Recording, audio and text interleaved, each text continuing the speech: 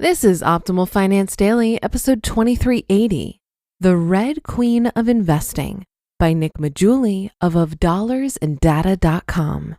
And I'm your host and personal finance enthusiast, Diana Merriam. Welcome to another Monday Mastery episode here on Optimal Finance Daily, where each Monday we take a look at an article that features a more complex personal finance topic. So with that, let's get right to our next post and start optimizing your life. The Red Queen of Investing by Nick Maggiulli of $dollarsandData.com. You probably first learned about the theory of evolution the same way I did. Do you remember the story? Darwin is in the Galapagos Islands when he notices something peculiar about the various finches living there. Each finch species had a different kind of beak. On some of the islands, the beaks were small, while on others they were large. Some were pointy and some were smooth. As Darwin continued to observe the finches, he realized that their beaks were well suited for acquiring food on their particular island of residence. It was as if the finches had adapted their beaks to fit their environment. As Darwin wrote in The Voyage of the Beagle, quote, "Seeing this gradation and diversity of structure in one small, intimately related group of birds, one might really fancy that from an original paucity of birds in this archipelago, one species had been taken and modified for different ends," end quote. Evolution by natural selection was born. This isn't exactly how Darwin discovered evolution, and it doesn't describe how evolution actually works. But it does address the evolutionary topic with the most attention, the environment. Anytime we discuss evolution, we tend to focus on the environment in which the species evolved. Fur works for the cold, sweat works for the heat, so on and so forth. However, by focusing solely on Mother Nature, we miss half the story. Because evolution isn't just about adapting to the environment. It's also about adapting to the other players in that environment. We don't just evolve to face the elements, we also evolve to face each other. This is the critical point made by Matt Ridley in The Red Queen.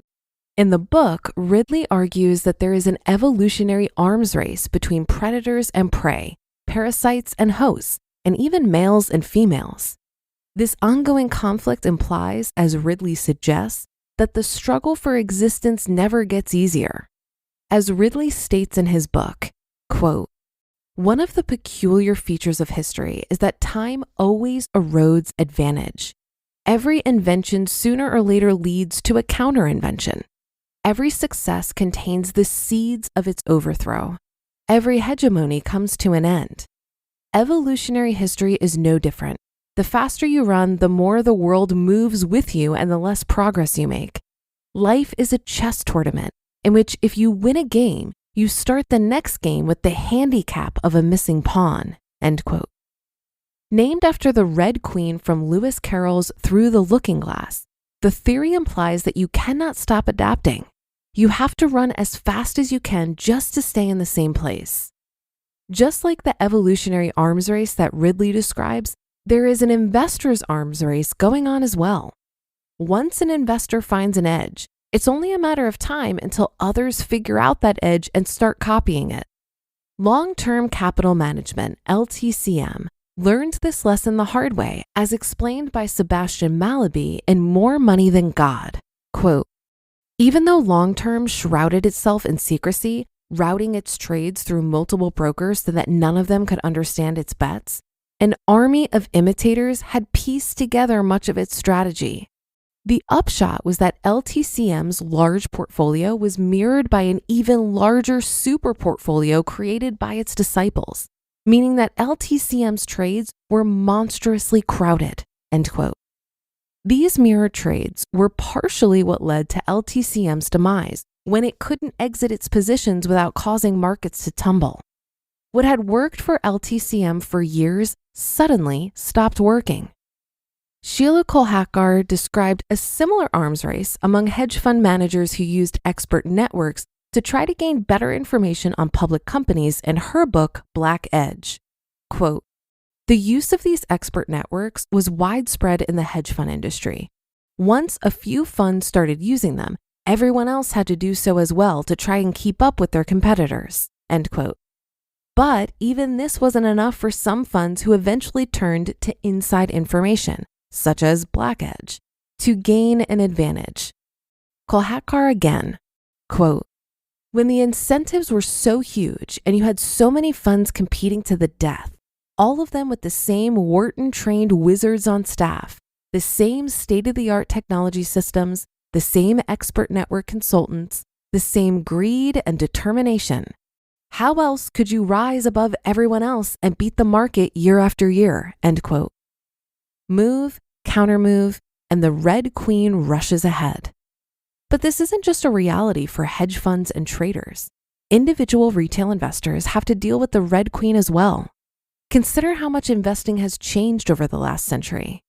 In the 1950s, your competition was mostly fellow households, but now you have funds, foreigners, and institutions to contend with too. Who owns the equity market has changed.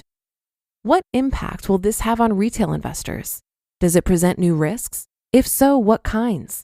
I don't know the answer to these questions, but I do know that any complex adaptive system like the stock market will continue to evolve based on the decisions made by its many participants. This is why investing will never be easy, because if it was, then other investors would arbitrage any such easy return streams until it wasn't easy anymore.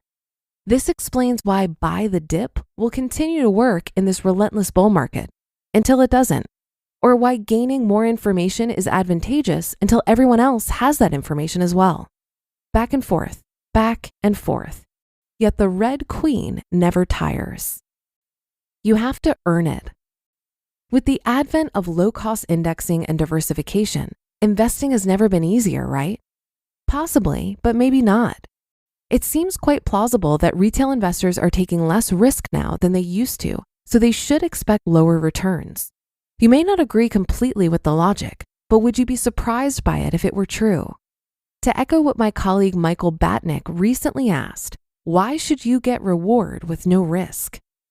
If the Red Queen has taught you anything, it should be that you and your assets will never be safe. No advantage will persist forever. While biological terrors will come for your life, financial terrors will come for your portfolio. Chaos, inflation, and doubt will haunt your investments. And should it be any other way? I think not. Because you have to earn your keep. You have to be disciplined. You have to work hard and keep working hard to hold on to your lead. Because if it was handed to you, it will be taken back in time. The Red Queen guarantees it. So never stop running and make sure you earn it. You just listened to the post titled The Red Queen of Investing by Nick Maggiulli of $dollarsandData.com. Nick made some interesting points, but I think there's a distinction that's missing here. If you're speculating on specific stocks, and if your goal is to quote unquote beat the market, Nick is right. Your assets will never be safe. But I don't think of this approach as investing. Long-term investing is relatively boring. And over long periods of time, I would argue that your assets are safe.